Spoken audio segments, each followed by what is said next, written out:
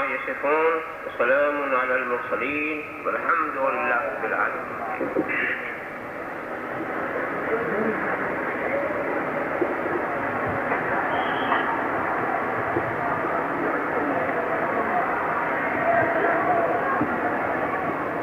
الحمد لله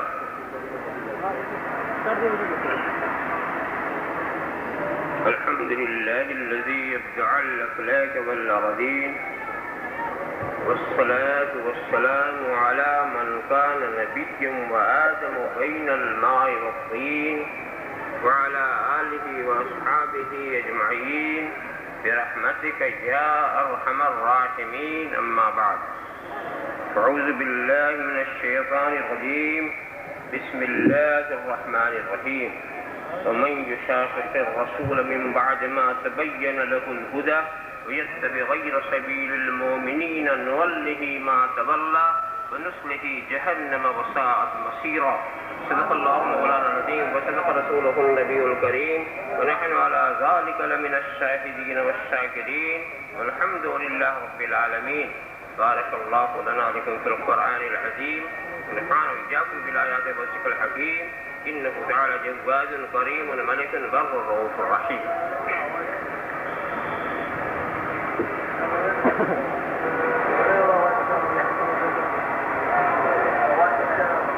من علينا ربنا إذ بعث محمدا أيده بأيده، أيدنا بأحمد، أرسله مبشرا أرسله ممجدا، صلوا عليه دائما صلوا عليه سرمدا. اللهم صل على سيدنا مولانا محمد وعلى آل مولانا محمد كما تحب وترضى بأن تصلي عليه.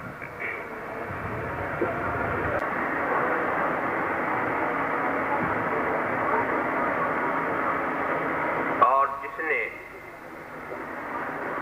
مخالفت کی رسول کی ہدایت کے واضح ہو جانے کے بعد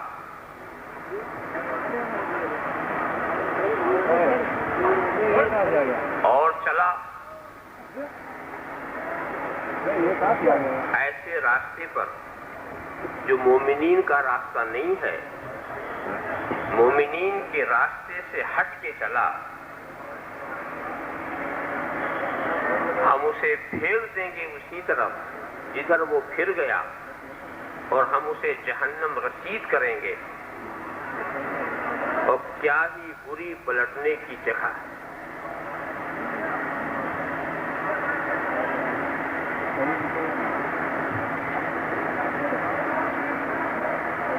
اس میں ایک بہت بڑے ضابطے کی تعلیم دی جا رہی ہے اس ارشاد میں.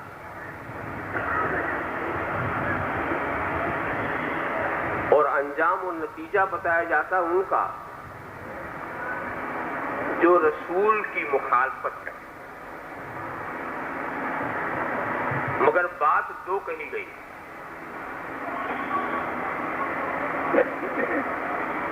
جہنم رسید ہونے کے لیے رسول کی مخالفت کافی. تو پھر اب یہ اتباع والی بات کہاں سے آ گئی؟ ایسا لگتا ہے کہ جب دونوں باتیں ہوں تو وہ نتیجہ. پہلی بات رسول کی مخالفت، اور دوسری بات مسلمانوں کے راستے سے ہٹ کے چلنا. یہ دو بات، اس کے نتیجے میں یہ بات. تو کیا یہ دو چیزیں ہیں؟ کیا ایسا ہو سکتا ہے کہ رسول کی مخالفت ہو اور مسلمانوں کے راستے پر بھی آپ چل سکتے ہو؟ کیا ایسا ہو سکتا ہے کہ مسلمانوں کے راستے سے ہٹ کے چلیں اور رسول کی موافقت ہو؟ تو جب دونوں ایک دوسرے کے لازم و ملزوم، تو دو کے ذکر کی ضرورت کیا؟ پہلے میں رسول کی مخالفت کو ذریعہ بتایا گیا اور یہ کافی ہے، مگر یہ سمجھا کیسے جائے کہ کون رسول کا مخالف؟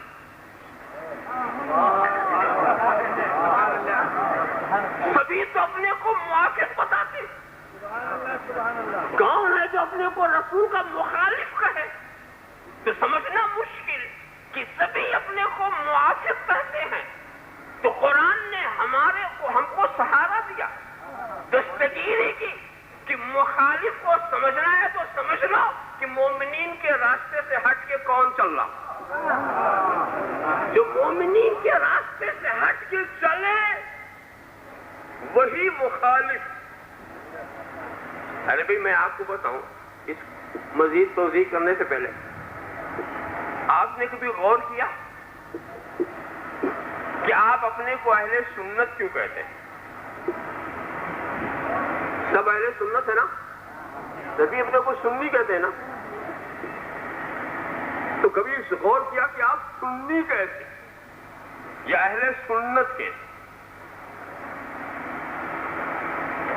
ایک صاحب نے تو عجیب بات کی کہ سنی وہ ہے جو سن کے ایمان لائے۔ ارے بھائی پہلے آدمی سنتا پھر مانتا، چاہے صحیح سنے چاہے غلط سنے۔ یہ عجیب ہے، سنی جو سن کے مانتے۔ حالانکہ جب تک سنے گا نہیں جانے گا کیسے؟ جب تک جانے گا نہیں تو مانے گا کیسے؟ سمعنا واطعنا، سنا اور مان لیا، مگر یہ بہت ہی سرسری بات ہے۔ آپ اپنے کو جو اہل سنت کہتے ہیں اس کی وجہ کیا؟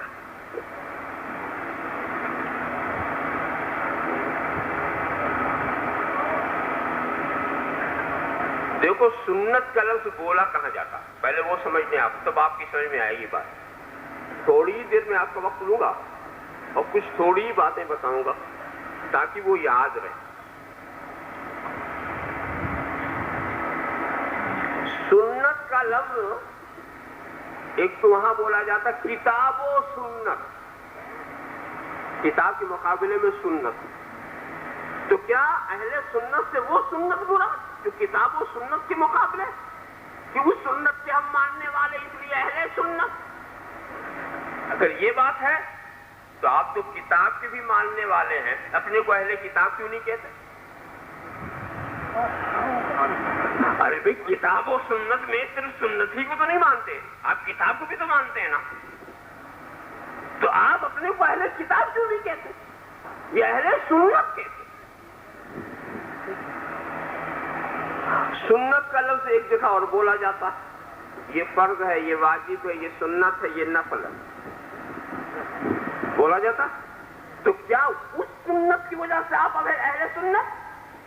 کیا ہم سنت پڑھنے والے ہیں، سنت پر عمل کرنے والے ہیں؟ تو کیا فرض نہیں پڑھتے؟ کیا نفل نہیں پڑھتے؟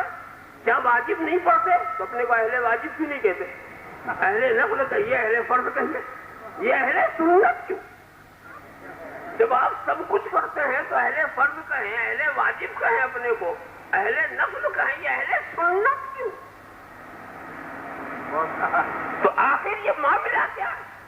تو بات یہ نہیں ہے، ہم جو اہل سنت میں جو سنت کا لفظ ہے وہ کتاب و سنت والا سنت نہیں، وہ فرض و واجب کے مقابلے میں جو سنت ہے وہ سنت نہیں۔ سنت راستے کو کہتے ہیں، چلے ہوئے راستے کو کہتے ہیں۔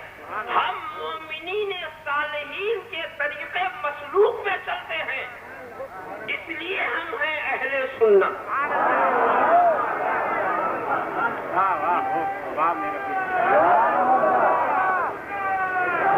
جس راستے پر مومنین صالحین چلے ہم اس پر چلتے ہیں، بنے ہوئے راستے پہ چلتے ہیں، راستہ بنانے کی کوشش نہیں کرتے، راستہ بنانے کی کوشش نہیں کرتے۔ شاہراہیں بن چکی ہیں، اب ہم اسی پر چلتے ہیں، صالحین اسی پر چلے، اقواس اسی پر چلے، احکام اسی پر چلے۔ شریعت کی یہ چار راستے ہیں، یہ حنفی شاہراہ ہے، یہ شافعی شاہراہ ہے، یہ مالکی شاہراہ ہے، یہ حنبلی شاہراہ ہے، یہ چاروں راستے پر چلنے والے صالحین تھے جو اقطاب و احواس ہوئے، اوتاد و ابدال ہوئے، چل کے منزل تک پہنچ گئے۔ ہمیں یقین ہو گیا کہ یہ راستہ منزل تک پہنچانے والا ہے، اور جب طریقت کی راہ میں ہم چلے تو وہاں بھی شاہراہیں ملی۔ یہ قادری راستہ ہے، یہ چشتی راستہ ہے، یہ نقشبندی راستہ ہے، یہ سہروردی راستہ ہے، سارے چھوٹے چھوٹے راستے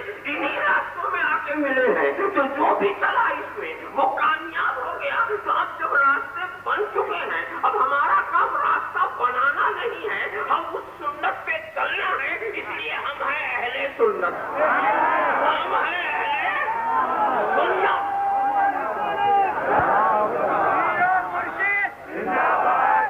ایک بات یہ بتاؤ، اگر آج آپ کو بمبئی جانا ہو تو آپ یہی تو پوچھیں گے نا کہ بمبئی جانے کا راستہ کون ہے؟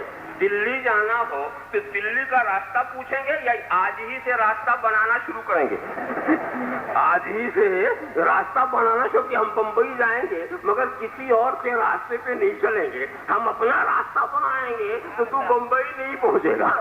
راستہ بنانے ہی میں تیری زندگی ختم ہو جائے گی۔ اللہم صلی علی سیدنا مولانا محمد کما تحب وترضى بأن تصلی علیہ۔ بڑی مشکل کی بات ہے، بمبئی جانے کے لیے پوچھتا ہے کہ راستہ بنا کہ نہیں بنا، دلی جانے کے لیے پوچھتا ہے کہ کون سا راستہ ہے، اور خدا تک جانے کے لیے نہیں پوچھتا کہ کون سا راستہ بنا ہے۔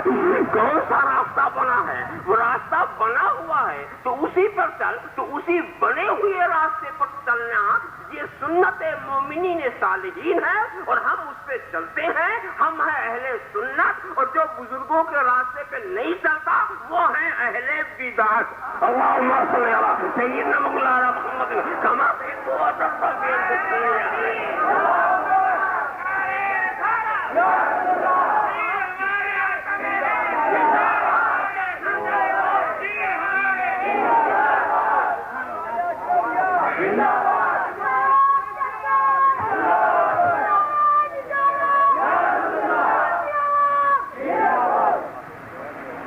ایک دوسرا نقطہ میں آپ کے ذہن میں ڈالوں، ایک بات بتاؤ،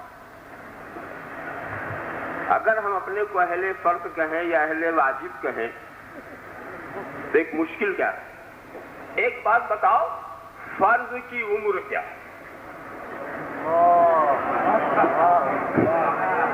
اب آئیے فرض کی عمر دیکھیں۔ کوئی چیز آپ پر فرض کب ہوگی؟ جب آپ بالغ ہو۔ نماز کب فرض ہے؟ جب آپ بالغ ہوں گے نا، یہ بھی تو فرض ہے۔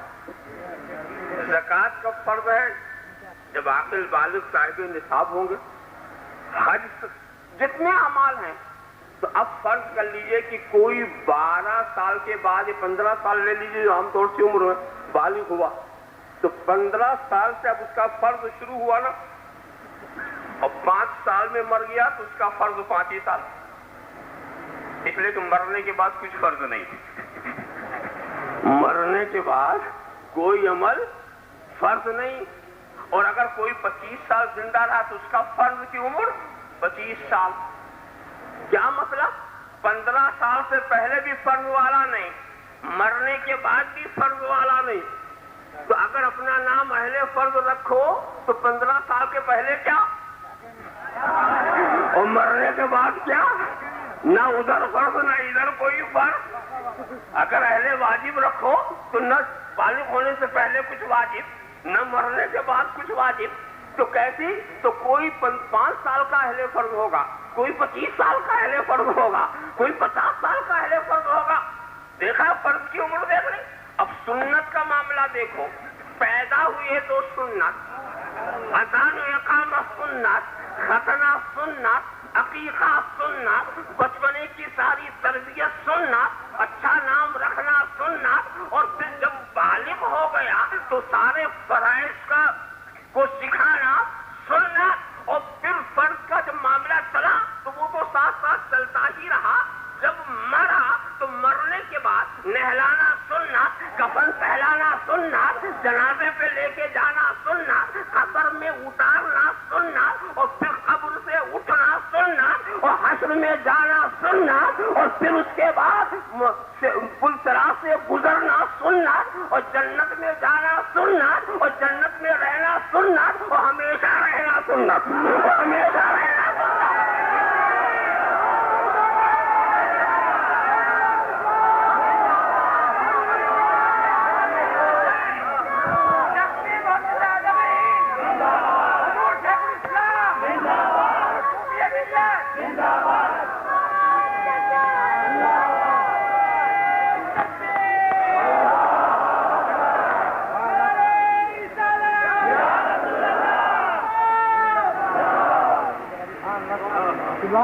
اسی لیے ابتدا سے لے کے آخر تک ہم سنت پر چلے تو ہم ہوئے اہل سنت. اس لیے ہم اہل سنت ہیں اور سنت کا دامن اسی لیے پکڑ رکھا کہ سنت ہی ہمارا سب کچھ. ارے بھائی کچھ لوگ سنت کی اہمیت کو کم کرنے کے لیے فرض پر بڑا زور دیتے ہیں بڑا زور دیتے ہیں. اور جو حاجی صاحبان ادھر جا کے منظر دیکھتے ہیں نا, وہاں جب جماعت ہوتی ہے تو کتنے لوگ ہیں جو نہ سنت شروع میں پڑھتے ہیں نہ آخر میں پڑھتے ہیں. بیچارہ ہندوستانی یہی جا کے پڑھتا ہے, اول بھی پڑھتا ہے آخر پڑھتا ہے, مگر وہ لوگ ایسا بھاگتے ہیں جیسے کہ پکڑ کے لائے گئے تھے اور ابھی چھوڑ دیے گئے اور سب سے پہلے نکلنے کی جدوجہد ہو رہی ہے. یعنی اتنی تیزی سے مسجد سے نکلتے ہیں کہ اتنی تیزی سے شاید جنت میں بھی نہ جائیں, اتنا تیزی کے ساتھ نکلنے کی کوشش کرتے ہیں. دیکھا آپ نے, اہمیت کو ختم کرتے ہیں اور یہ ایک تصور ڈال رہے ہیں کہ اگر سنت کوئی ایسی ضروری چیز ہوتی جس کے پڑھے بغیر کام نہ چلتا تو خدا ہم پر فرض کر دیتا, اور جب خدا نے جو فرض کر دیا وہ کافی, اس پر کسی اضافے کی ضرورت نہیں. اور کہیں کہیں ایسی دیدہ دلیری لوگ کرتے ہیں. کسی زمانے میں میں نے ایک رسالہ دیکھا تھا, وہ بنگلور سے نکلتا تھا, اس کا نام الحق, ایک شمارہ نظر کے سامنے گزر گیا تھا. تو میں نے جب اس کو پڑھا تو نام تھا اس کا الحق, پڑھنے کے بعد پتا چلا یہ ہے الباطل. اس میں ایک عجیب بات, یعنی سرکار کی سنت سے جس قدر دور ہونا چاہتے ہیں تو اس میں ایک عجیب بات بتائی کہ معراج کی رات اگر قرآن کریم کوئی پڑھے تو یہ بھی بدعت, کوئی نماز پڑھے تو یہ نماز بھی نہ جائے. معراج کی رات نماز پڑھنا, تلاوت قرآن کرنا بھی نہ جائے. ارے بھی خدا کی عبادت, کوئی وقت کی پابندی تو نہیں تھی, چند اوقات مکروہہ ہیں, وہ سب کو معلوم ہے. یہ کیسے بدعت ہوگا, یہ کیسے نہ جائے؟ تو میں نے بہت غور کیا تو ایک بات سمجھ میں آئی کہ معاملہ کچھ اور ہے کہ جب تم معراج کی رات میں عبادت کرو گے اور کوئی پوچھے گا کہ ارے آج تو کیوں تلاوت کر رہا ہے, آج کیوں تو عبادت کر رہا ہے, تو تو یہی تو کہے گا آج بڑی مبارک رات ہے, آج اللہ کے رسول کی معراج ہوئی تھی, آج برکت والی رات ہے. تو اس عبادت سے رسول کی یاد آتی ہے, لہذا یہ عبادت نہ جائے. رسول کی جو یاد آ رہی ہے یہ یاد نہیں آنا چاہیے. رسول کی یاد کو مٹانے کے لیے خدا کی عبادت کے خلاف بول رہا ہے, تلاوت قرآن کے خلاف بول رہا. میں سوچ میں پڑ گیا کہ یہ نادان رسول کی یاد کیا مٹا سکے گا, کیا مٹا سکے گا, رسول کیسے نہیں یاد آئیں گے. اکثر میں پوچھ لیا کرتا ہوں مجمع والوں سے, یہ عشاء کی نماز آپ پڑھ کر کے آئے, مجھے بتائیے کتنی رکعتیں آپ نے پڑھی؟ سیدھے سیدھے آپ بتا دیں گے کہ 17 رکعتیں پڑھی. اب مجھے ذرا تفصیل بتا دیجئے کہ کیا کیا آپ نے پڑھا. تو آپ کہتے ہیں کہ 4 ہم نے سنت پڑھی, پھر 4 فرض, اس کے بعد پھر 2 سنت, پھر 2 نفل, پھر 3 وتر, پھر 2 نفل, اس طرح کر کے 17 نمازیں ہوئیں. میں نے کہا اس میں فرض کتنا؟ کہا 4. ہم نے کہا باقی 13. فرض تو 4. رسول کی یاد مٹانے کی کوشش کرنے والوں غور کرو, خدا والی تو 4 پڑھتے ہیں اور رسول والی 13 پڑھتے ہیں۔ جو خدا نے فرض کیا تھا اول بھی سنت آخر میں بھی سنت، چاہے سنت نافلہ ہو، چاہے سنت واجبہ ہو، چاہے سنت غیر موقدہ ہو، چاہے سنت موقدہ ہو، بہرحال اول بھی سنت آخر بھی سنت۔ اور فجر کی نماز پڑھا تو پہلے رسول والی پھر خدا والی، اور عصر پڑھا تو پہلے رسول والی پھر خدا والی، اور اب مغرب پڑھیے تو اگر 3 خدا والی تو 4 رسول والی۔ آپ بتائیے سنت کو آپ چھوڑنا بھی چاہیں تو کیسے چھوڑیں گے؟ چھوڑنا بھی چاہیں، رسول کی یاد کو اگر ختم بھی کرنا چاہیں تو کیسے کریں گے؟ مگر کوئی بدبخت اگر یہ کہ نہیں ہم نہیں پڑھیں گے، نہیں پڑھتے سنت، تو ہم کہیں گے اچھا سنت نہیں پڑھو گے تو فرض پڑھو گے کہ نہیں پڑھو گے؟ ارے فرض تو پڑھو گے نا۔ اب مفتی صاحب سے پوچھو کہ یہ جو آپ فرض پڑھتے ہیں اس فرض میں کتنا فرض ہے؟ اس فرض کے اندر کتنا فرض ہے؟ تو مفتی صاحب بتا دیں گے حنفی فقہ کی روشنی میں کہ 7 فرض ہیں۔ نماز میں فرض کل کتنا ہے؟ 7۔ پہلا فرض کیا ہے؟ تحریمہ، قیام، طرف میں سورہ فاتحہ نہیں، بس قرآن کی کوئی بھی آیت فرض ادا ہو جائے گا۔ رکوع، سجدہ، آخری بیٹھک، بالقصد نکل جانا، خروج بسدے ہی بالقصد نکل جانا، یہ ہوا فرض۔ باقی جو کچھ ہے سب سنت، باقی جو کچھ ہے سب سنت۔ اب اگر اس فرض سے سنت نکال دو تو نماز کا نقشہ عجیب بنتا ہے۔ اگر سنت نکال دو تو سورہ فاتحہ نہ پڑھنا سنت، فوراً کوئی بھی 3 آیت پڑھ کر کے رکوع میں جاؤ، مگر ٹھہرنا نہیں، ٹھہرنا سنت۔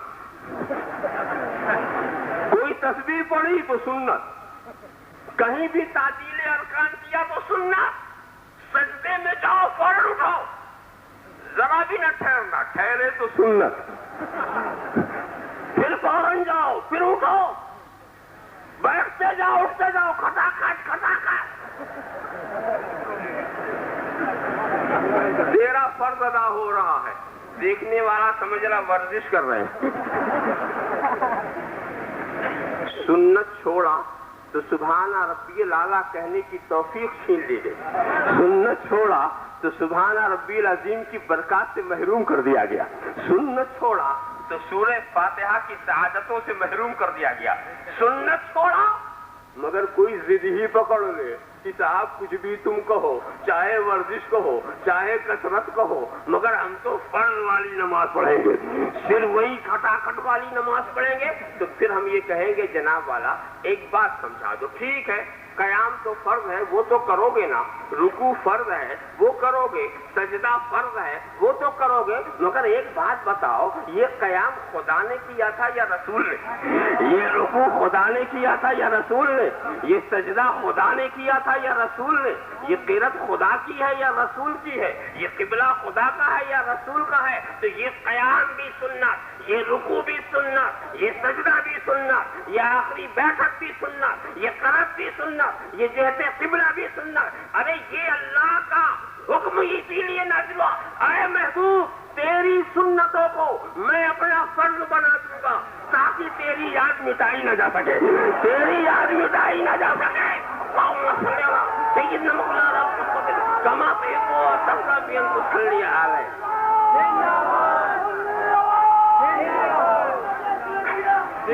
تم اسلامی عبادات پر غور کرو، وہاں تو سنت کے سوا کچھ نہیں۔ سنو میں صاف لفظ میں کہوں، ہم پر صرف رسول کی سنت ہی لازم، ہماری دلیل صرف رسول کی ذات،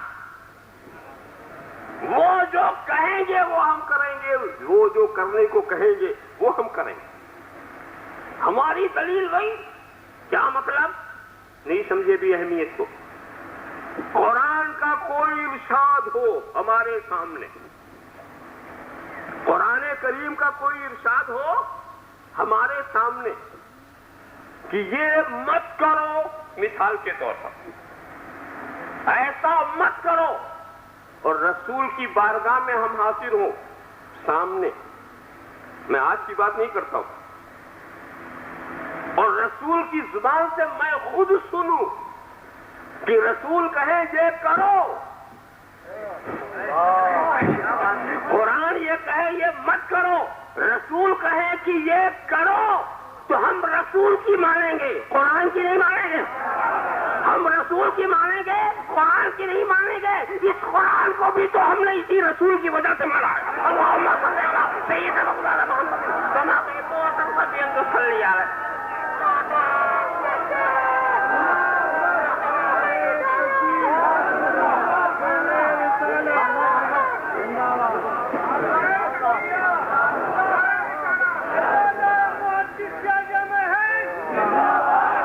ایک بات سوچو، غور کرو، ایک ہی زبان ہے، اس میں دو طرح کا کلام نکل رہا ہے۔ ایک کو رسول کہتے ہیں یہ خدا کا کلام ہے، ایک کو کہتے ہیں یہ میرا کلام ہے۔ تو جو اپنا کلام کہہ کے پیش کیا ہم نے اسے حدیث کہہ دیا، جو خدا کا کلام کہہ کے پیش کیا ہم نے اسے قرآن کہہ دیا۔ تو رسول ہی کے کہنے سے ہم اسے حدیث کہتے ہیں، انہی کے کہنے سے ہم اسے قرآن کہتے ہیں۔ تو وہ جو کہہ دیں گے ہماری دلیل وہی ہے، ہم پر واجب وہ ہے، رسول کا ماننا فرض ہے۔ رسول جس کو منوائیں گے اسے ہم مانیں گے، رسول جس کو منوائیں گے، جس طرح سے منوائیں گے ہم مانیں گے۔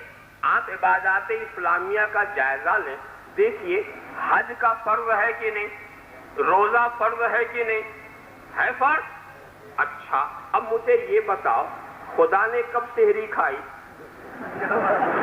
خدا نے کب افطار کیا، خدا دن بھر بھوکا کب رہا؟ تو آپ کہیں گے افطار بھی سنت، سحری بھی سنت، بھوکا رہنا بھی سنت، اور ہم اس کو فرض مان کر کرنے والے اہل سنت، ہم ہیں اہل سنت۔ ذرا صاحب خیال کرتے چلے جا، تو رسول ہی کا عمل ہے جس کو خدا نے ہم پہ فرض کر دیا، مستحب کر دیا، ضروری کر دیا۔ اب حج کے موقع پر آپ جائیں تو حج کے لیے کیا ہم خدا کا فرض ادا کرنے جا رہے ہیں، خدا کا فرض ادا کرنے جا رہے ہیں۔ خیر چلے جناب، فرض کے نام پر ہمیں بلایا گیا، ابھی ہم یلملم کے محاذات میں پہنچے، حکم ٹھہرو، اب حالت احرام میں آ جاؤ، سلے ہوئے کپڑے کو اتارو، لنگی پہنو، چادر لپیٹو۔ یہ کیا معاملہ، کیا حرم آیا کہ نہیں آیا؟ پہن لو، خدا کی بارگاہ جلال اب قریب ہے، وہاں کون سا چہرہ لے کے جاؤ گے، کون سا عمل لے کے جاؤ گے، کون سا کردار لے کے جاؤ گے؟ کیا یہ منہ دکھانے کے لائق ہے؟ تو پہلے ہی سے رسول کی سنت لپیٹ لے، رسول کی سنت لپیٹ لے کہ رحمت کی نظر چہرے پہ نہ پڑے، لباس پہ پڑے۔ اللہم صلی علی سیدنا مولانا محمد کما صلی علیہ۔ اور اس حال میں ہمیں وہاں پہنچایا گیا، اور پہنچانے کے بعد پھر ہم سے کہا گیا لو یہ کعبے کا چکر لگاؤ، یہ دیکھو یہاں حجر اسود کو بوسہ دو، یہ صفا مروہ کی صحیح کرو، یہ عرفات میں دن گزارو، مزدلفہ میں رات گزارو، مینا میں رمی جمار کو ہم سوچ میں پڑ گئے کہ خدا نے کب کعبے کا چکر لگایا، خدا نے کب آب زمزم پیا، خدا نے کب حجر اسود کو بوسہ دیا، خدا نے کب مقام ابراہیم کو مصلی بنایا، خدا نے کب صحیح کی؟ تو جواب ہی ملا ارے نادان، خدا نے اپنا فرض کہہ کے بلایا ہے، یہ سب جو کچھ کیا ہے یہ محبوب نے کیا ہے، یہ محبوب کی سنت ہے۔ تو خدا اپنے فرض کے نام سے ساری دنیا والوں کو بلا کر کے کہتا آؤ میرے گھر میں میرے نبی کی یاد مناؤ، میرے نبی کا ذکر کرو، میرے نبی کی سنت پر چلو۔ تو وہاں پر بھی جو کچھ ہم کرتے ہیں وہ بھی سنت، اس لیے ہم ہیں اہل سنت، ہم ہیں اہل سنت۔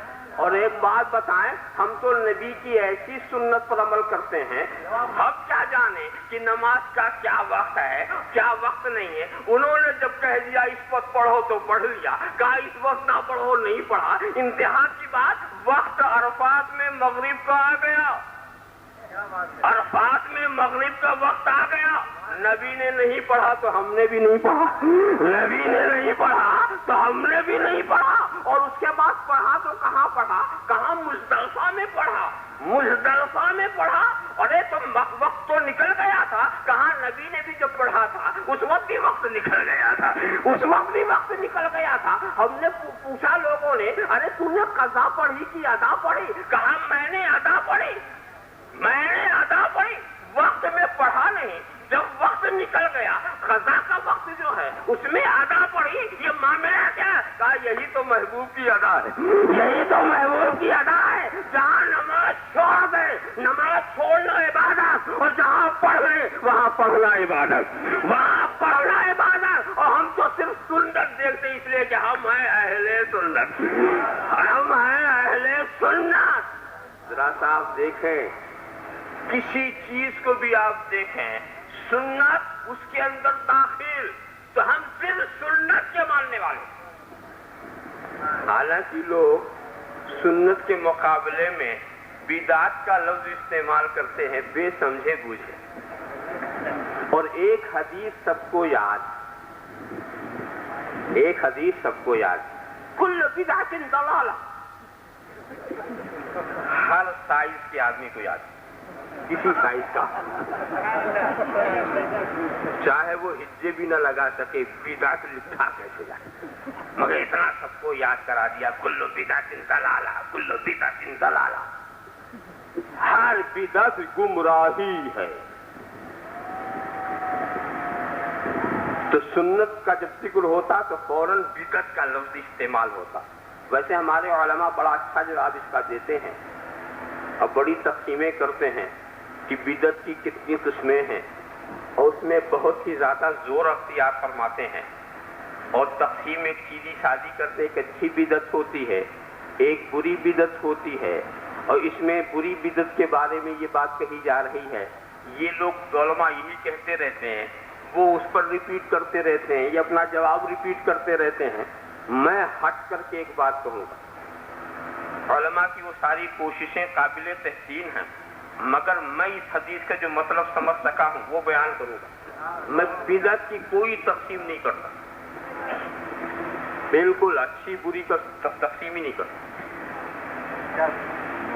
میں کہتا ہوں ہر بدعت گمراہی، تقسیم ہی نہیں، ہر بدعت تقسیم کی ضرورت ہی نہیں، حسنہ اور سیئہ، اچھی اور بری بدعت کی تقسیم کی ضرورت نہیں ہے۔ رسول کے کلام موجز نظام کو سمجھنے کی ضرورت ہے۔ جس کلام سے اعتراض ہے اسی کلام میں جواب ہے۔ کل بدعت ضلالہ، بالکل صحیح ہے، کوئی تقسیم نہیں، ہر بدعت گمراہی۔ مگر مجھے بتانا پڑے گا ایک بات، گمراہ کیسے لوگ ہوتے ہیں؟ گمراہی کی بات ہے نا، یہاں گمراہی کی بات ہو رہی ہے، تو گمراہی کس کو کہتے ہیں؟ کیا عمل کے خرابی سے کوئی گمراہ ہوتا ہے؟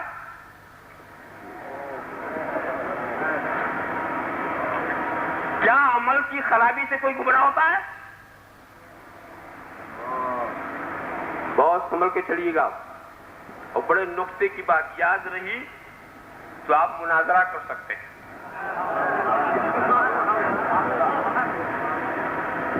عمل کی خرابی سے آدمی گمراہ نہیں ہوتا، فاسق ہوتا، گنہگار ہوتا۔ عمل کی خرابی سے آدمی کیا ہوتا ہے؟ فاسق ہوتا ہے۔ گمراہ عقیدے کی خرابی سے ہوتا، گمراہ ہوتا ہے عقیدے کی خرابی سے۔ تو ہر بدعت گمراہی ہے۔ یہاں اسی بدعت کا ذکر ہے جو گمراہ کرتی ہے، جو گمراہ کرتی ہے وہ عمل کی بدعت نہیں ہے، وہ عقیدے کی بدعت ہے۔ وہ عقیدے کی بدعت ہے. عقیدہ، ہر نیا عقیدہ گمراہی، ہر نیا عقیدہ گمراہی، ہر نیا عمل گمراہی نہیں، ہر نیا عمل گمراہی نہیں ہے، ہر نیا عقیدہ گمراہی ہے.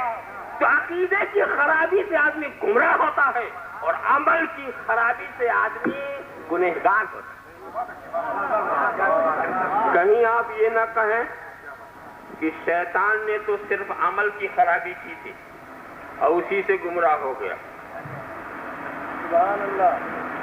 کہا گیا تھا اسجدوا لآدم، آدم کا سجدہ کرو، آدم کا سجدہ کرو. فسجدوا،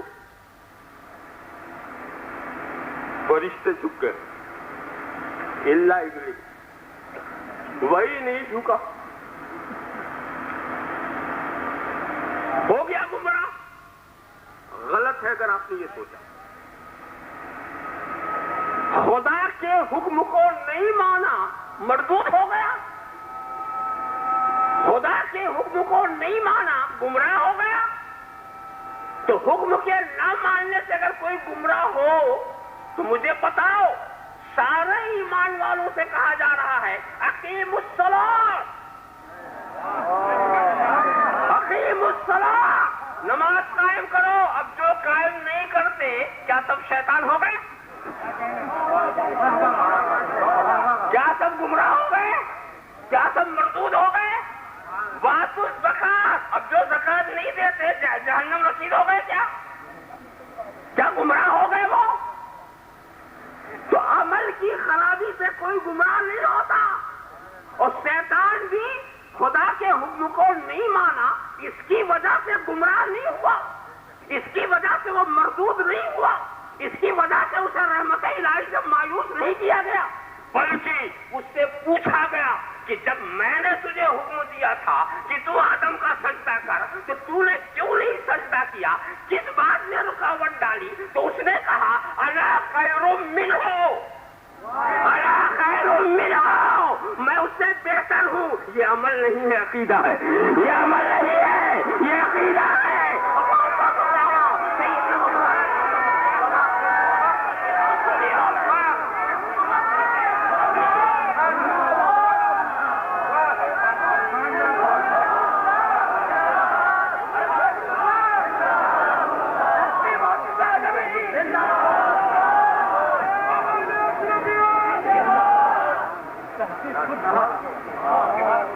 تو وہ گمراہ اپنے عمل کی وجہ سے نہیں، اپنے عقیدے کی وجہ سے ہوا. اس نے بہتر سمجھا.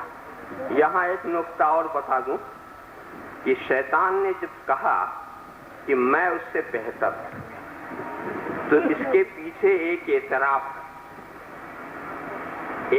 ہے کہ اگر یہ مجھ سے بہتر ہوتے تو میں ضرور جھکتا. یہ مجھ سے بہتر ہوتے تو میں ضرور جھکتا. گویا قابل احترام کے احترام کا وہ بھی قائل، جو قابل تعظیم ہے ان کی تعظیم کرنا چاہیے، یہ وہ بھی قائل. اب یہ اور بات ہے کہ اس نے حضرت آدم کو قابل تعظیم نہیں سمجھا اس لیے نہیں جھکا، مگر جو قابل تعظیم ہے اس کی تعظیم کرنی چاہیے. یہ تو شیطان کا بھی عقیدہ ہے. وہ بڑے حیران میں ہوتا ہوں ان کو دیکھ کر جو رسول کو قابل تعظیم کہتے ہیں اور تعظیم نہیں کرتے. کما پہ بہت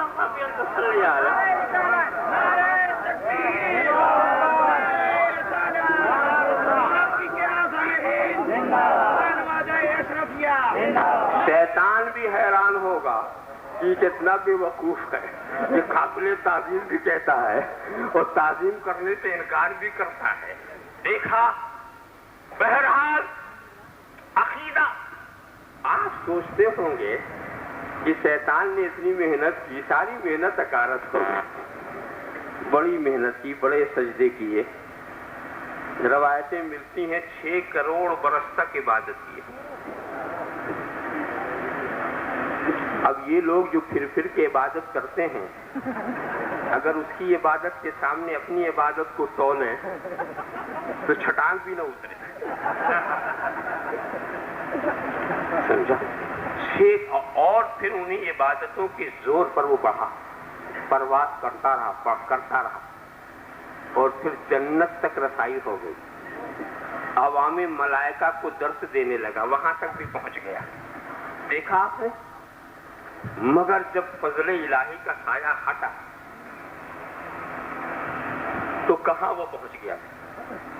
خدا کا فضل جہاں تک اس پر سایہ رکھے ہوئے تھا وہ بڑھتا چلا جا رہا تھا۔ مگر ایک بات سوچو، اتنے گروہ میں ایک ہی کیوں بھٹکا؟ بھٹکا ایک ہی گروہ، اتنا انتہا ہے، جس کو پڑھایا تھا وہ بھی جھک گئے۔ ارے کچھ شاگردوں ہی سے سیکھ لیتا، یہ نہیں جھکا۔ آپ دیکھتے ہیں کیوں؟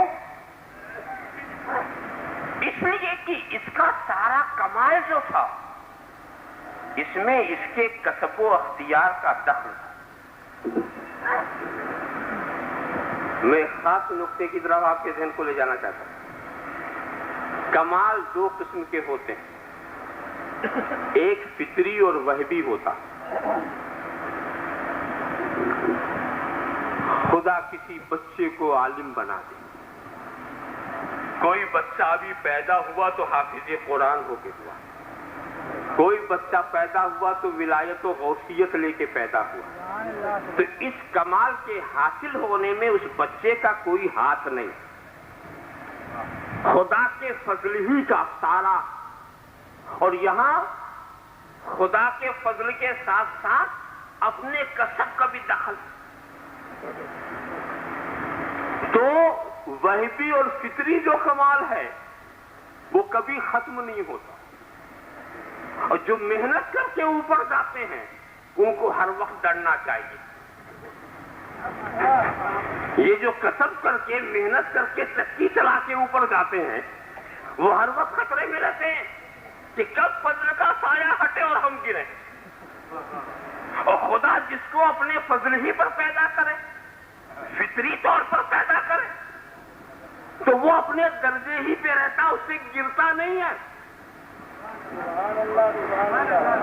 تو کچھ ہوتی ہیں فطری خوبیاں، کچھ ہوتی ہیں کسبی خوبیاں، تو کسبی خوبیوں والے جو ہوتے ہیں وہ ہمیشہ خطرے میں رہتے ہیں۔ ولایت بھی دو طریقے سے ملتی ہے، ایک فطری ولایت ہوتی ہے، ایک فطری ولایت ہوتی ہے، وہبی ولایت ہوتی ہے، اور ایک جو اپنے محنت و مشقت و ریاضت و مجاہدے سے حاصل ہوتی ہے۔ تو جو ریاضت و مجاہدے والی ولایت ہے وہ چھن بھی جاتی ہے، اسے کبھی کبھی ختم بھی کر دیا جاتا ہے جو محنت سے چاہتا، اور جو بغیر محنت جنہیں ولایت ملتی ہے وہ ولایت کبھی نہیں چھینی جاتی، وہ ولایت کبھی نہیں چھینی جاتی۔ غوث جیلانی کی ولایت فطری ہے، خواجہ اجمیری کی ولایت فطری ہے، آقائے نقشبند کی ولایت فطری ہے، مولائے سہرورد کی ولایت فطری ہے، مخدوم سمنانی کی ولایت فطری ہے۔ تو یہ جو فطری طور پر ولی پیدا ہوئے ہیں یہ منصب سے ہٹائے نہیں جاتے، یہ تو منصب کو ساتھ لے کر آتے ہیں اور منصب کو ساتھ لے کے جاتے ہیں، کبھی منصب سے ہٹائے نہیں جاتے۔ اور جو محنت سے کوئی چیز حاصل کرتا ہے تو اس کو ڈر ہے کہ کبھی اس سے وہ چیز چھین لی جائے۔ تو بات یہ ہے فرشتے جو تھے وہ سب فطری کمال پر تھے، اور یہ پہنچا تھا محنت کر کے، ابلیس جو پہنچا تھا یہ محنت کر کے پہنچا تھا، اور فرشتے اپنے مقام پر خدا کے فضل سے پہنچے تھے۔ وہ نہیں بہ کے یہ بہ گیا، وہ نہیں بہ کے یہ بہ گیا۔ تو علم و عمل کے بازو پر چلنے والوں کو ہمیشہ ڈرنا چاہیے کہ نہ جانے کہاں سے ہمیں لات مار دیا جائے۔ اللہم صلی علی سیدنا مولانا محمد کما تحب و ترضی بان تصلی علیہ۔ اسی لیے دیکھو سرکار نے حسب و نسب، سبب اور نسب دونوں کی تعریف فرمائی ہے۔ کل سبب و نسب منقطع یوم القیامہ الا سببی و نسبی، یعنی ہر رشتہ غلامی قیامت میں منقطع ہو جائے گا، میرا رشتہ غلامی یہ نہیں منقطع ہوگا، ہر نسب قیامت میں منقطع ہو جائے گا، میرا نسب قیامت میں منقطع نہیں ہوگا۔ یہ سرکار نے دونوں کو بنا، مگر سبب اور نسب میں ایک فرق یہ ہے کہ نسب جو ہے کوئی رسول کے نسب کا اپنی مرضی سے نہیں ہوتا، اپنی ریاضت سے نہیں ہوتا، اپنے مجاہدے سے نہیں ہوتا، خدا جسے چاہتا ہے دے دیتا ہے، خدا جسے چاہتا ہے وہ نسبت دے دیتا ہے، تو یہ اس کو عطیہ خدا کا ملا ہے، اور کریم اپنا عطیہ لیتا نہیں، اور نسب کو ختم کرنے کا عقلاً کوئی شکل بھی نہیں کہ نہ کوئی رسول کے نسب سے ہو اور پھر نہ بھی ہو، یہ ایسی بات ہو ہی نہیں سکتی۔ ایک ہی بات ہوگی تو نسب جو ہے اس میں صرف خدا کا فضل ہے، خدا کا عطا ہے، خدا کا کرم ہے۔ رہ گیا سبب رشتے غلامی والی بات، اس میں کچھ آپ کا بھی دخل ہے، آپ ایمان لائے، آپ نے مانا، آپ نے رسول کی غلامی کی، آپ رسول کی پیروی کرنے لگے، تو اس میں کچھ آپ کی محنت کا بھی دخل ہے۔ تو اب مگر قیامت کے دن اگر آپ نے اپنے رشتے غلامی کو دنیا میں بچا لیا تو قیامت میں یہ رشتے غلامی ختم نہیں ہو سکتا۔ اگر اپنے رشتے غلامی کو دنیا میں آپ نے بچا لیا تو قیامت میں نہیں ختم ہے، تو رشتے غلامی کو آپ کو خود بچانا ہے اور نسب کو وہ خود بچائے گا۔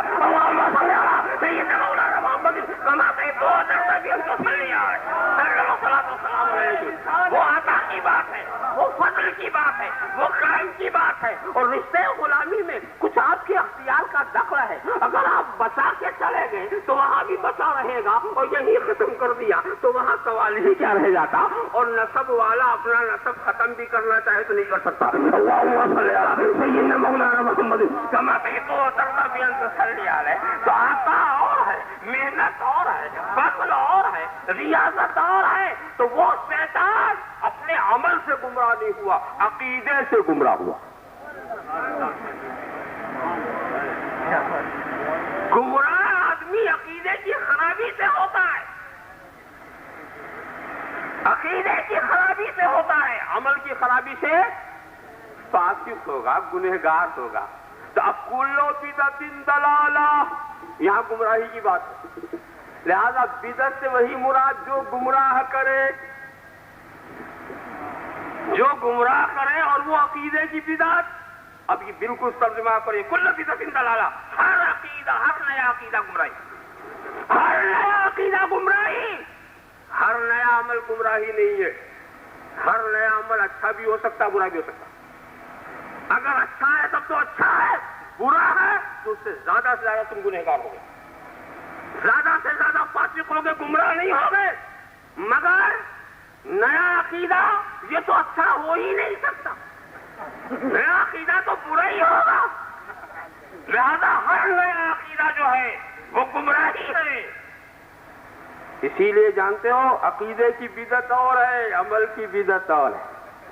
اگر عقیدہ پرانا ہو اور عمل نیا ہو، اس کے اظہار کا طریقہ نیا ہو، تو یہ عمل کی بدعت ہے، عقیدے کی نہیں۔ میں آپ کو بتاؤں، حضور کے زمانے میں ایصال ثواب ہوا، اپنا ثواب غیر کو بخشنا، مالی ثواب، یہ حضور کے زمانے میں۔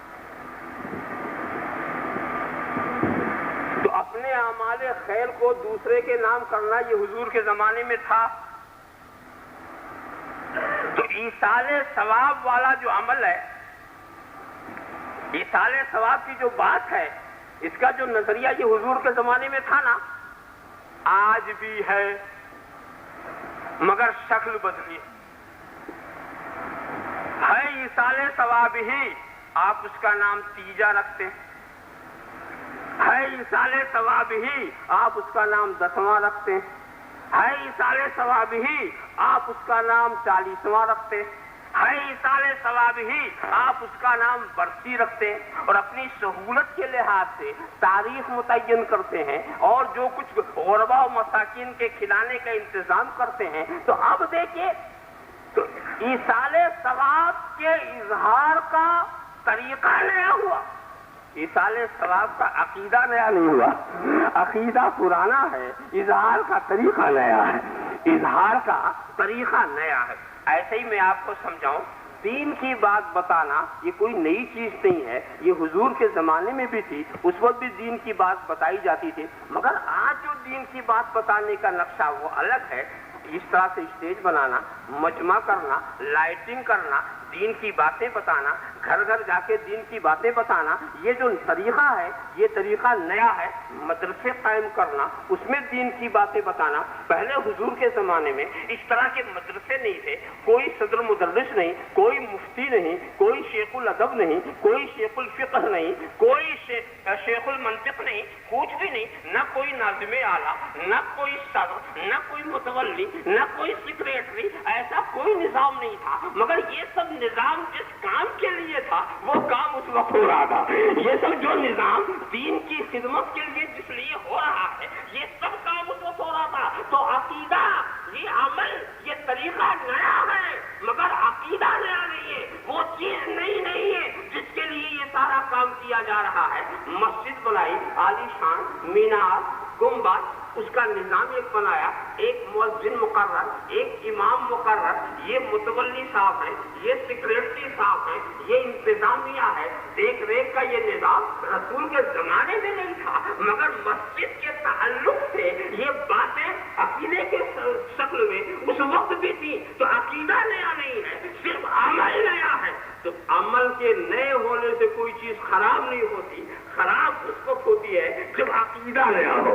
جب عقیدہ نیا ہو، اور عقیدہ بھی جب نیا ہوتا ہے تو وہ گمراہ بناتا ہے، اور عمل جب نیا ہوتا ہے تو وہ اگر اچھا ہے تو اچھا ہے، اگر برا ہے تو اس سے زیادہ لوگ گمراہ نہیں ہوتے بلکہ گنہگار ہوتے ہیں۔ تو کل بدعت ضلالہ، ہر بدعت گمراہی ہے، اور تم نے نیک اعمال کو بھی بدعت میں رکھ کر کے عقیدہ بدل دیا۔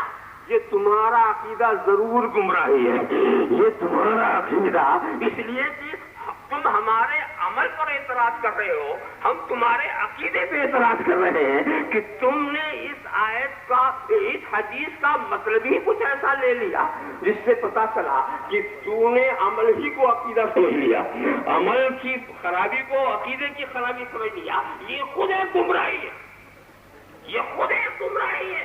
دوستو، ہم اہل سنت،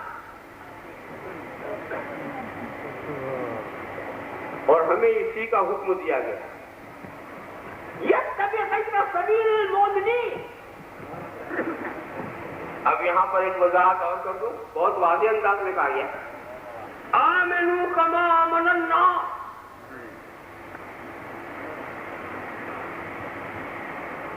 کہیں علیکم بسنتی و سنت الخلفاء الراشدین، کہیں فرمایا اصحابی کالنجوم بأیہم اقتدیتم اہتدیتم۔ ایک چیز بتاؤ، رسول نے اپنی بھی سنت کا پابند کیا اور صحابہ کی بھی سنت کو پابند کیا، خلفائے راشدین کی بھی سنت کا پابند۔ تو رسول کی سنت میں کیا کمی تھی جو صحابہ کی سنت کا پابند کیا؟ کچھ کمی تھی؟ رسول کی سنت میں کچھ کمی تھی؟ جب کمی نہیں تھی تو صحابہ کی سنت کو پابند کرنے کی ضرورت کیا؟ اتنا کہنا کافی تھا کہ میرے راستے پر چلو بس، ما انا علیہ واصحابی کیوں لگا دیا؟ میرے راستے اور میرے صحابہ کے راستے پر یہ لگانے کی ضرورت، بس میرے راستے پہ چلو بس کافی، کتاب سنت بس کافی۔ مگر نہیں، میرے صحابہ کے راستے پر چلو۔ تو میں بتاؤں، شاید آپ چونک جائیں، کچھ باتیں رسول کی سنت میں آپ کو نہیں ملیں گی، کچھ باتیں رسول کی سنت میں آپ کو نہیں ملیں گی، اسی لیے صحابہ کی سنت کا پابند کیا گیا۔ آپ چونکے گا رسول کی سنت میں کیا نہیں ملے گا؟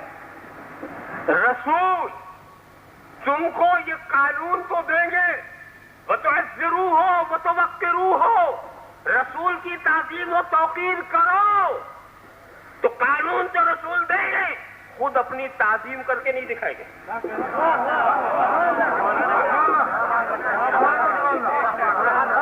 قانون رسول دیں گے، خود تعظیم کا طریقہ نہیں دیں گے.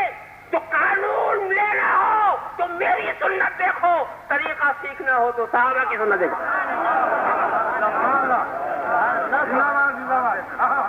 رسول یہ تو قانون دیں گے کہ رسول کی محبت فرض ہے. لا يؤمن احدكم حتى يكون احب اليه من والده وولده والناس اجمعين. جب تک مجھے سب سے زیادہ محبوب نہیں بنا گے مومن نہیں ہو سکتے. یہاں پر بتا دوں، ایک ہے رسول کی محبت اور ایک ہے رسول کی احبیت. ایک ہے رسول کو چاہنا اور ایک ہے سب سے زیادہ چاہنا. تو جو حدیث ہے وہاں احبیت کا ذکر ہے، محبت کا ذکر نہیں. احبیت محبت کا ذکر نہیں ہے. اسی لیے علماء وہاں ایمان سے ایمان کامل اور کیا کیا مراد بتاتے ہیں کہ تم مومن کامل نہیں ہو سکتے جب تک کہ رسول کو سب سے زیادہ نہ چاہو. مگر بتاؤں، ایک ہے رسول کی محبت اور ایک ہے رسول کی احبیت. تو رسول کی محبت کا نام ہے ایمان، رسول کو چاہنے کا نام ہے ایمان، اور سب سے زیادہ چاہنے کا نام ہے کمال ایمان. تو احبیت سے کمال ملتا ہے، محبت سے ایمان ملتا ہے. بغیر محبت سے ایمان کا تصور ہی نہیں. تو محبت اور احبیت کا قانون رسول دیں گے، محبت اور احبیت کے طریقے صحابہ سکھائیں.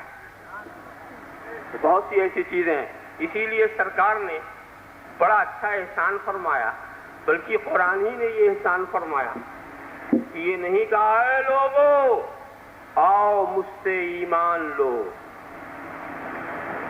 قرآن نے نہیں کہا تو کیا کہا؟ آمنوا کما آمن الناس. ایمان لاؤ جیسا لوگ ایمان لائے. یہ لوگ صحابہ کرام اس وقت وہی تھے. ایمان لاؤ جیسا لوگ ایمان لائے. یہ تو ناس کا لفظ استعمال کیا نا تاکہ ہر دور کے صالحین جو ہیں اس کا مصداق ہو جائے. صحابہ کا نام دائرے سے آ جاتا تو پھر آپ دوسرے پر کیوں نظر کرنے لگتے؟ آمنوا کما آمن الناس. ایمان لاؤ جیسا لوگ ایمان لائے. یہ کس سے کہا گیا تھا جانتے ہو؟ جو کہتے تھے آمنا باللہ وبالیوم الآخر، ہم اللہ کو بھی مان گئے، ہم قیامت کو بھی مان گئے. قرآن نقل بھی کرتا ومن الناس من یقول آمنا باللہ وبالیوم الآخر وما هم بمؤمنین. یہ کہتے تو ہیں کہ ہم اللہ کو مانتے ہیں، قیامت کو مانتے ہیں، مگر یہ ایمان والے نہیں ہیں. پھر کیا کریں؟ یہ مومنین کو، خدا کو، مومنین کو دھوکہ دینا چاہتے ہیں. یخادعون اللہ والذین آمنوا.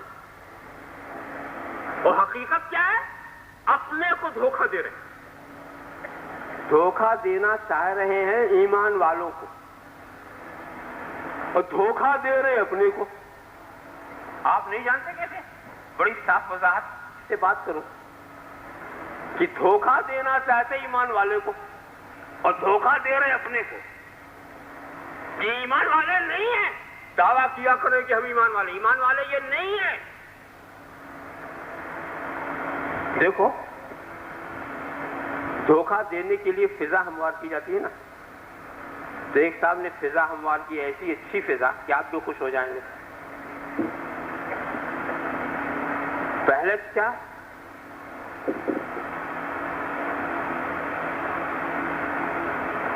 سب انسان آپس میں بھائی بھائی ہیں. کتنی اچھی بات.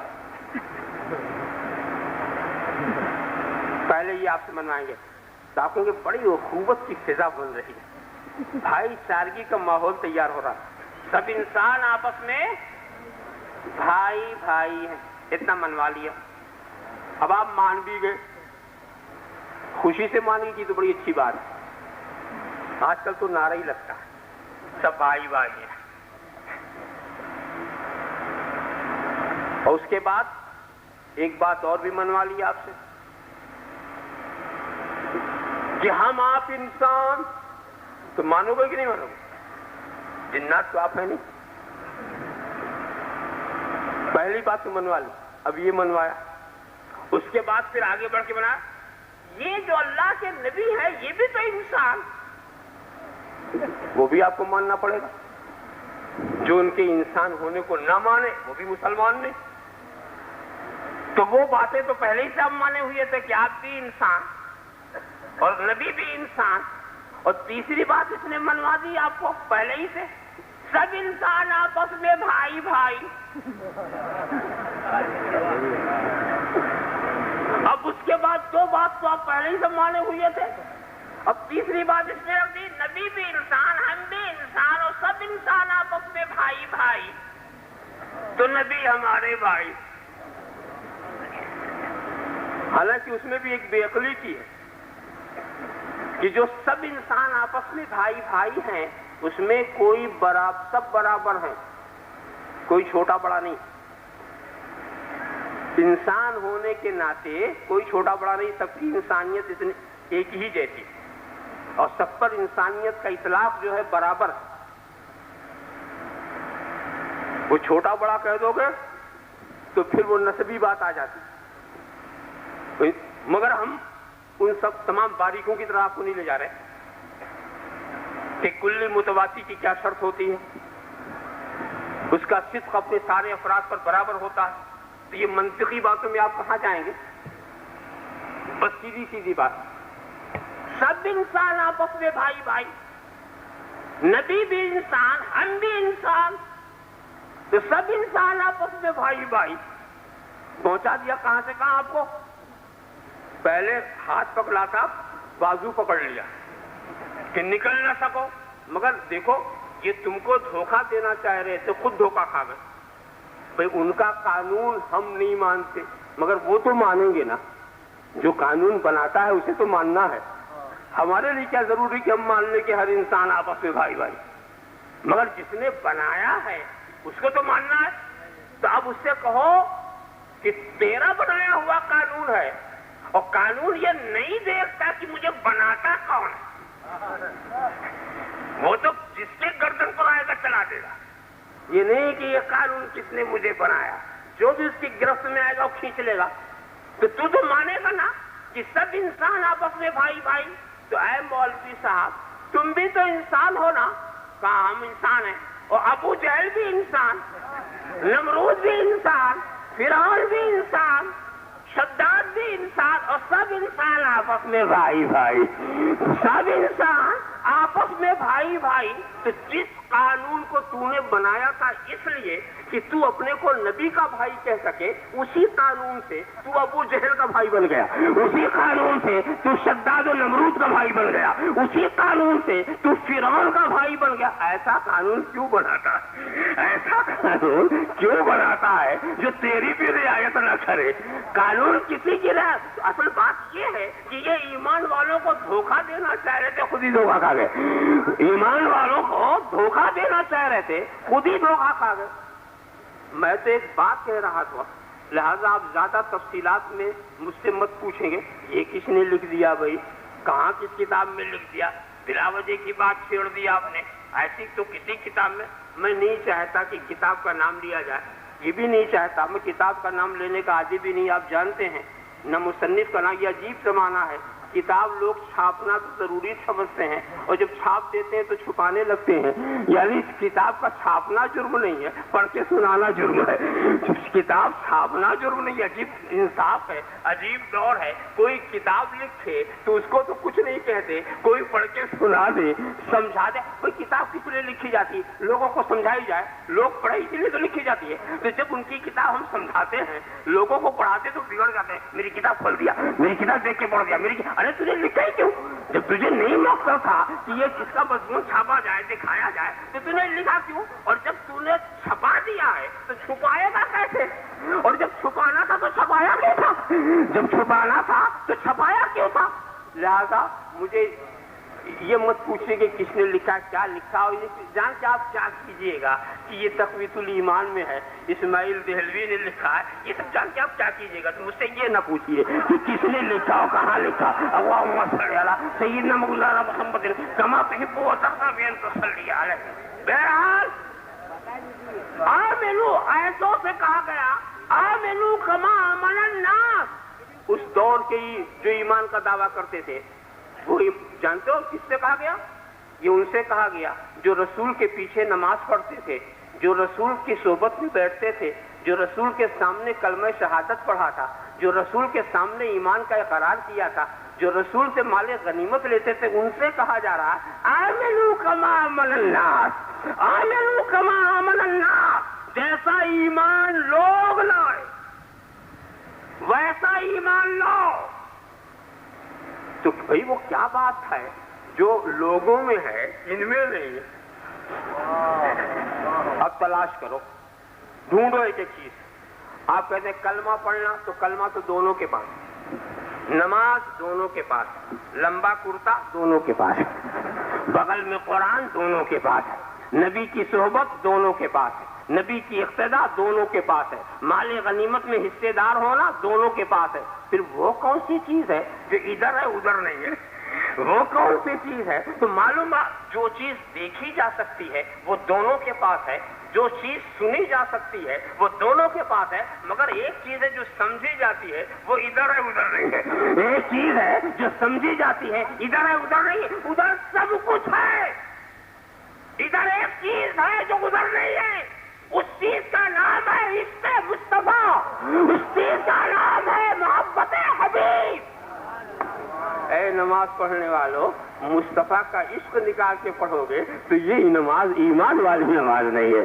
جس نے سکھایا اس کو تم الگ کر کے عبادت کرنا چاہتے، وہ نہ آتا تو عبادت کا مفہوم نہ ملتا، عبادت کا انداز نہ ملتا۔ ارے تو نہیں سوچتا کہ وہ ایسا محبوب کہ خدا خالص عبادت میں اس پر درود بھجوا رہا ہے، اس پر سلام بھجوا رہا ہے، السلام علیکہ ایھا النبی آپ پڑھتے ہیں کہ نہیں؟ اللہم صلی علی محمد آپ پڑھتے ہیں کہ نہیں؟ نماز کے اندر نماز تو خالص خدا کی عبادت ہے، اور جب خدا کی عبادت ہے تو بیٹھنا بھی خدا کی عبادت، ہر رکن خدا کی عبادت، ہر لفظ خدا کی عبادت۔ تو اسے سے پتا چلا کہ نبی پر سلام بھیجنا بھی یہ خدا کی عبادت ہے، نبی پر درود بھیجنا خدا کی عبادت ہے۔ اہل نماز میں پڑھو تو خدا کی عبادت، اور باہر پڑھو تو بدعت، باہر پڑھو تو بدعت۔ یہ عجیب بات ہے۔ ایسوں کو اسی لیے اندر پڑھا دیا کہ پتہ نہیں باہر پڑھتے ہیں کہ نہیں پڑھتے۔ اللہم صلی علی سیدنا مولانا محمد کما تحب و ترضی بان تصلی علیہ۔ چاہے مسرور ہو کے پڑھیں چاہے مجبور ہو کے پڑھیں، اندر تو پڑھ لیں، اندر پڑھ لیں، باہر خدا کی بارگاہ میں جائیں تو پڑھ لیں، مخلوق کی بارگاہ میں جائیں چاہے نہیں پڑھیں، وہاں تو جا کے پڑھ ہی لیتے ہیں۔ تو کیا چیز؟ آمنو کما آمن الناس۔ بس ایک نقطے کی طرف اور توجہ دلا دوں، بات کو مختصر کروں۔ یہ لوگوں کے پیچھے کیوں کیا؟ یہ کیوں نہیں کہ آمنو کما فی القرآن، ایمان لاؤ جیسا قرآن میں؟ یہ تو آسان تھا کہ قرآن جب دے دیا تو قرآن کی بارگاہ میں لے جانا تھا نا، یہ لوگوں کے پیچھے کیوں؟ تو صاف کہہ دوں، تنہا کتاب ہدایت کے لیے کافی نہیں۔ اگر صرف کتاب سے ہدایت ملتی تو نبی کے آنے کی ضرورت کیا تھی؟ اس دنیا کی ابتدا معلم سے ہوئی ہے، کتاب سے نہیں ہوئی ہے۔ پہلے سکھانے والا آیا پھر کتاب آئی، پہلے سکھانے والا آیا پھر کتاب آئی۔ کتاب پڑھ کر کوئی ڈاکٹر نہیں بنتا، انجینئر نہیں بنتا، پروفیسر نہیں بنتا، سائنٹسٹ نہیں بنتا۔ اگر کتاب پڑھ کر کے لوگ سب کچھ ہو جائیں تو صرف لائبریریاں بنا دی جائیں کالجز کی ضرورت کیا ہے؟ یونیورسٹیوں کی ضرورت کیا ہے؟ کروڑوں اربوں خربوں روپیہ خرچ کرنے کی ضرورت کیا ہے؟ معلوم ہے صرف کتاب سے ہدایت نہیں ملتی، معلم کی ضرورت، اور معلم پر خاص نظر، معلم پر اتنی خاص نظر، ھذا العلم دین فانظروا مما تاخذونہ، یہ دین کا علم بھی دین ہے، پھر دیکھو تم دین کس سے حاصل کر رہے ہو۔ لوگ کہتے ہیں قرآن پڑھنے میں کیا حرج، قرآن پڑھنے میں کیا حرج؟ نہیں، غیر سے خدا کی کتاب پڑھنے میں بھی حرج ہے۔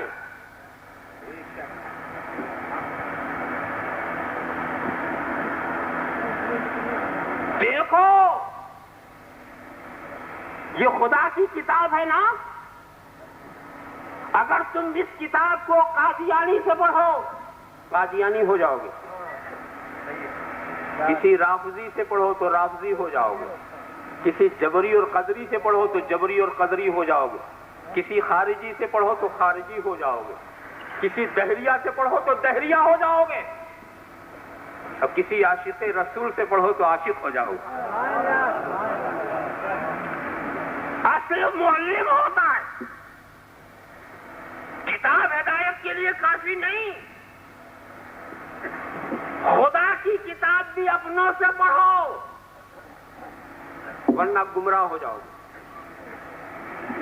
اور غیروں کی کتاب اگر اپنوں سے پڑھو گے تو نہیں بھٹکو گے۔ میں نے مدرسہ اشرفیہ میں 10 سال منطق اور فلسفے کی کتابیں پڑھی، اور آپ کبھی موقع ہو تو مفتی صاحب کے پاس آئیے گا، پوچھیے گا کہ فلسفے میں ہوتا کیا، خاص طور سے جو الہیات کا باب ہے اس میں الہاد ہی الہاد ہے، کفر ہی کفر ہے، زندگی ہی زندگی ہے، سقراط و فقراط کے خیالات، افلاطون ارسطو کے خرافات، تو کفر شرک سے بھری ہوئی کتاب میں نے اپنے استاد سے پڑھی، مسلسل پڑھتا رہا، الحمدللہ میں مکافر نہیں ہوا، مشرک نہیں ہوا، زندیق نہیں ہوا، ملحد نہیں ہوا، کیونکہ کتاب غیر کی تھی، پڑھانے والا ہمارا تھا، پڑھانے والا ہمارا تھا، تو ہمارا استاد پہلے کتاب کو مسلمان کرتا تھا پھر پڑھاتا تھا، پہلے کتاب کو مسلمان بناتا تھا پھر پڑھاتا تھا، اس لیے ہم نہیں، تو غیر کی کتاب اپنوں سے پڑھو، کچھ نہیں حرج ہے، خدا کی کتاب غیروں سے پڑھو گے تو بھٹک جاؤ گے۔ اس مقام پر میں کہا کرتا ہوں، علم لینے کے لیے ضروری ہے نا کہ دیکھو جس سے آپ علم لینے جا رہے اس کے پاس علم ہے کہ نہیں، کسی بے علم سے علم ملے گا، کسی بے ہنر سے ہنر ملے گا، کسی بے فن سے فن ملے گا، کسی بے زر سے دولت ملے گی۔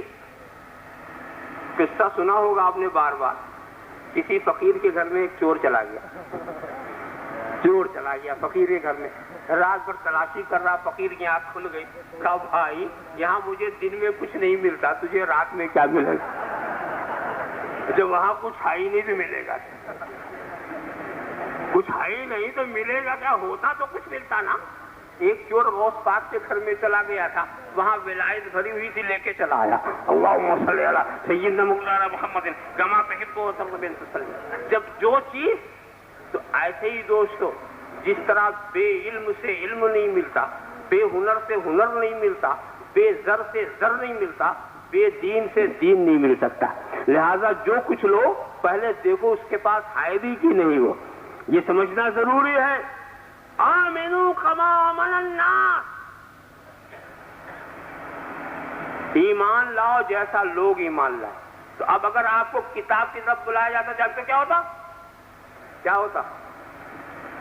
کتاب تو ایک ہے، تمہارے دماغ سینکڑوں، تمہاری خواہشیں الگ الگ، تمہاری تمنائیں الگ الگ، اس ایک کتاب کے سامنے جب تم آؤ گے تو تم کیا سمجھو، وہ کیا سمجھے، وہ کیا سمجھے، وہی لطیفہ ہو جائے گا کہ آیت آیت کریمہ پڑھیں گے اقیم الصلاۃ، صلاۃ قائم کرو. صلاۃ کیا چیز ہے؟ لغت الٹا. تو صلاۃ کے معنی ہے طلب رحمت، دعا کرو. ہاں سمجھ گیا. اقیم الصلاۃ کا معنی دعا کر لیا کرو، بس مسجد میں جانے کی ضرورت نہیں. دوسرے صاحب نکلے اقیم الصلاۃ، صلاۃ کے معنی لسان العرب میں یہ لکھا ہوا ہے کہ بانس میں تیل لگا کے سیدھا کرو. اقیم الصلاۃ، بانس میں تیل لگا کے سیدھا کیا کرو. تو لاٹھی بنانے والا خوش ہو گیا کہ ہم پکے نمازی تو ہم ہیں. کسی نے کہا صاحب قاموس میں لکھا ہے صلاۃ کے معنی کمر پہ ہاتھ رکھ کے گھومو. اقیم الصلاۃ، ناچتے رہو.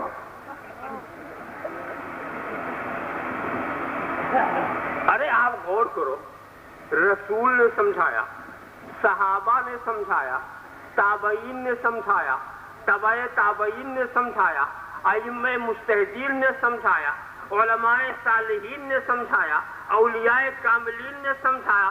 اتنا سمجھانے کے بعد تو 73 ہوئے. اتنا سمجھانے کے بعد 73 ہوئے. کوئی نہ سمجھاتا تو ہر گھر میں ایک فرقہ ہوتا اور ہر آدمی ایک مذہب ہوتا. ہر آدمی ایک مذہب، ہر گھر میں ایک فرقہ.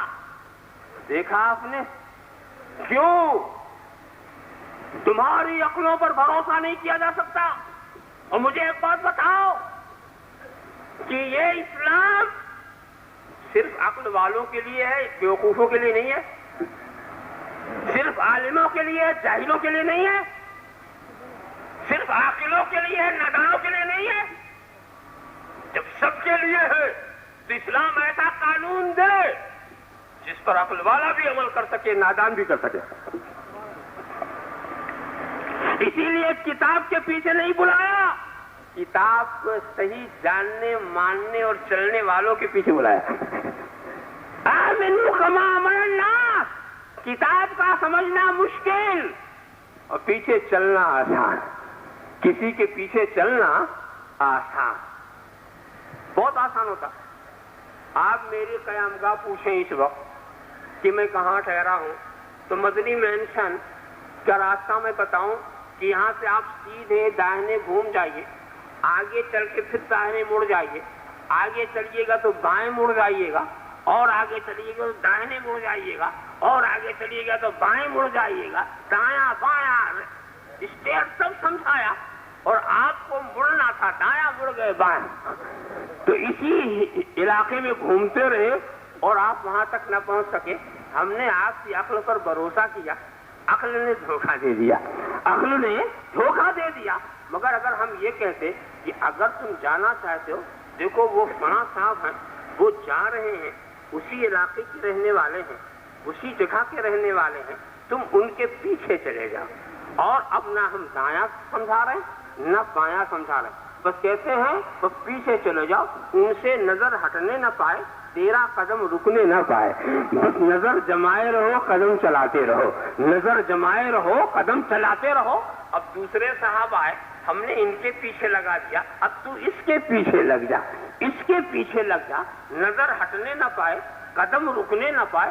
اس نے کہا صاحب یہ تو خود نہیں جانتے، آپ مجھے ان کے پیچھے لگا رہے. کہا یہ تو نہیں جانتے مگر جاننے والے کے پیچھے جا رہے ہیں، جاننے والے کے پیچھے جا رہے ہیں، تو ان کے پیچھے لگ جا. اس کے بعد تیسرے کو دوسرے کے پیچھے لگایا، چوتھے کو تیسرے کے پیچھے لگایا، پانچویں کو چوتھے کے پیچھے لگایا. یہاں سے وہاں تک پوری لائن تیار، اور سب کو یہی سبق، نظر ہٹنے نہ پائے، قدم رکنے نہ پائے، چلے جاؤ. ایک پہنچا، اس کے بعد دوسرا پہنچا، اس کے بعد تیسرا پہنچا، کچھ پوچھے بغیر سب منزل تک پہنچ گئے. اور کہیں اگر ایسا حادثہ ہو گیا کسی بیچ میں ایک صاحب سر پھرے نکل گئے، ہم نہیں دیکھتے اگلے کو، ہم نہیں دیکھتے اگلے کو، نظر پھیر لیا، خود بھی گئے، ان کے پیچھے جو رہے وہ بھی چلے گئے، ان کے پیچھے جو رہے وہ بھی چلے گئے. اسی لیے میں لوگوں سے کہتا ہوں جب کسی کے پیچھے چلو تو دیکھو کہ اس کی نظر اگلے پر ہے کہ نہیں، اس کی نظر اگلے پر ہے کہ نہیں، اس کی نظر غوث جیلانی پر ہے کہ نہیں، اس کی نظر خواجہ اجمیری پر ہے کہ نہیں. اگر نہیں نہیں ہے تو خود بھی نہیں جائے گا، تجھے بھی نہیں لے جا سکے گا۔ آگے کو نظر ہٹنے نہ پائے، قدم رکنے نہ پائے۔ نظر جمانے کا نام ہے عقیدہ اور قدم چلانے کا نام ہے عمل۔ نہ عقیدہ خراب ہو نہ عمل خراب ہو۔ اللہم صلی علی سیدنا مولانا محمد کما تحب و ترضى بأن تصلی علیہ۔ آمنوا کما آمن الناس، ایمان لاؤ جیسا لوگ ایمان لائے انہی کے پیچھے چلو۔ اب انہی سے اگر تم ہٹ کے چلے، یتبع غیر سبیل المومنین نولہ ما تولی، جب تم اپنے کو پھیرو گے تو ہم بھی تمہیں پھیر دیں گے، ہم بھی تمہیں پھیر دیں گے۔ توفیق الہی کا سایہ تمہارے سروں سے اٹھ جائے گا۔ وَنُصْلِهِ جہنم، اور ہم تمہیں جہنم رسید کر دیں گے۔ وَسَاءَتْ مَصِيرًا، کتنی ہی بری پلٹنے کی جگہ ہے کہ محمد سے وفا تو نے تو ہم تیرے ہیں، یہ جہاں چیز ہے کیا، لوح و قلم تیرے ہیں۔ محمد کی محبت دین حق کی شرط اول ہے، اسی میں ہے اگر خامی تو سب کچھ نامکمل ہے۔ محمد کی غلامی ہے سند آزاد ہونے کی، خدا کے دامن توحید میں آباد ہونے کی۔ وآخر دعوانا الحمدللہ رب العالمین۔